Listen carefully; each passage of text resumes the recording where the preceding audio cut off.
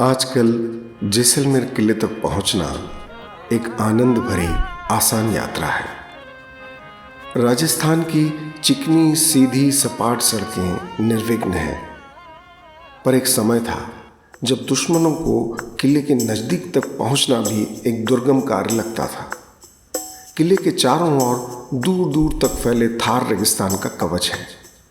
मुगल बादशाह अकबर के 9 रत्नों में से एक अबू फजल ने जैसलमेर किले के बारे में कहा था, घोड़ा कीजे काठ का, पग कीजे पाषाण, बख्तर कीजे लोहे का, तब पहुँचे जैसान।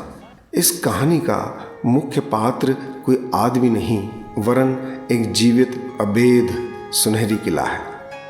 यह किला दुनिया के गिने चुने जीवित किलों में से एक है। जीवित किले का अर्थ है इस किले के भीतर लोग रहते हैं।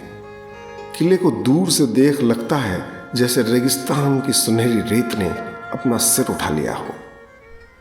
इस किले के निर्माण की भी एक कहानी है। एक बार जब कृष्ण के वंशज भाटी राजा जैसल ईसल मुनि से मिलने पहुंचे, मुनि बोले, भगवान कृष्ण जब त्रिकूट पर्वत पर आए थे तब उन्होंने इस पर्वत पर एक दुर्ग के बनने की भविष्यवाणी की थी। राजन, इस भविष्यवाणी को पूरा करो और अपने राज्य का विस्तार करो। इस किले ने 11वीं शताब्दी से अब तक इतिहास को बनते बिगड़ते देखा है। जिसने मुगलों के आक्रमण सहे और यह किला जौहर की अग्नि में भी तपा।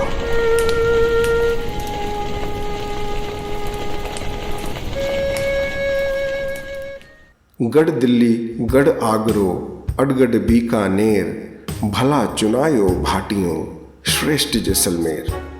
इस किले के निर्माण की सबसे हैरत अंगेज बात यह है कि पत्थरों को जोड़ने के लिए चूने या प्लास्टर का इस्तेमाल नहीं हुआ है। इसे यिन यांग तकनीक से एक दूसरे के ऊपर बस रखा गया है। ऐसा लगता है बलुआ पत्थर जिससे यह किला बना है सूरज की किरणों को पीकर चमकते सोने सा दमकता है। इसीलिए इसे सोनार किला और जैसलमेर को गोल्डन सिटी कहा जाता है। यह पूरा किला छोटी छोटी असंख्य गलियों का जाल है।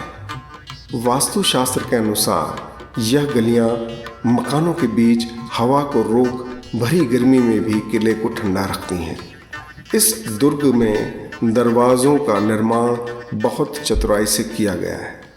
पूरे किले में प्रवेश के लिए एक द्वार है, फिर राजा के महल तक पहुंचने के लिए 3 द्वार और हैं जो कि पहले द्वार से प्रवेश पर दिखाई नहीं देते।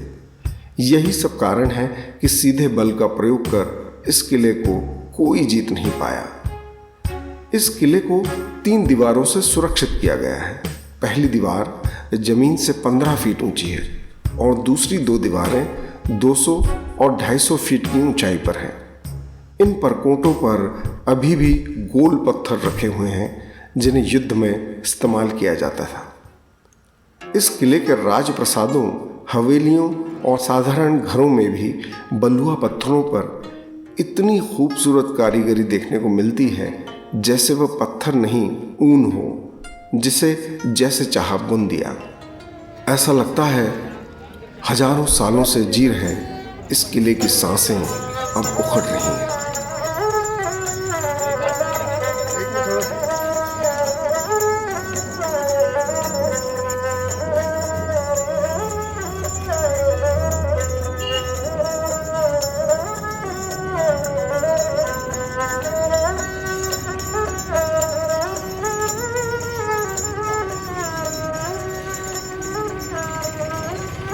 यह पूरा किला एक बड़े मॉल के रूप में तब्दील हो चुका है। रहवासियों के घर, दुकानों और होटलों में तब्दील हो चुके हैं। प्रतिवर्ष जैसलमेर में 5 से 6 लाख सैलानी आते हैं। किले की ज़रूरतों को पूरा करने के लिए 50,000 गैलन पानी प्रतिदिन इस्तेमाल किया जाता है। जल निकासी तंत्र में लीकेज के कारण यह किले की नींव को प्रतिदिन कमजोर कर रहा है। दूसरा, वातावरण में हो रहे परिवर्तन के कारण यहाँ होने वाली बारिश में 3 से 4 गुना बढ़ोतरी है, जो कि किले के लिए घातक सिद्ध हो रही है।